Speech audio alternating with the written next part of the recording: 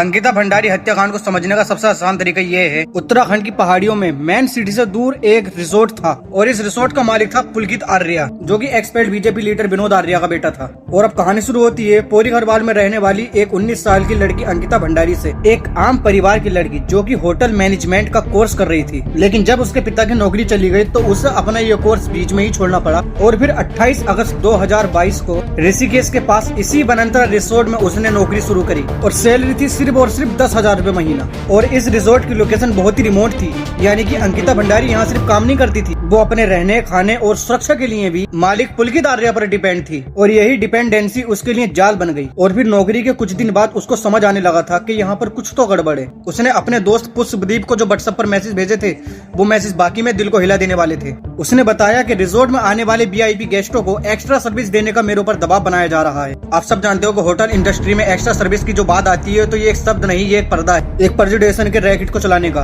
Extra service के लिए अंकिता भंडारी को 10,000 रूपए का लालच भी दिया गया, लेकिन अंकिता ने जब इन सब के लिए मना करा तो 18 सितंबर 2022 को इसके ज्वाइन करने के एक महीने बाद में सब कुछ खत्म हो गया।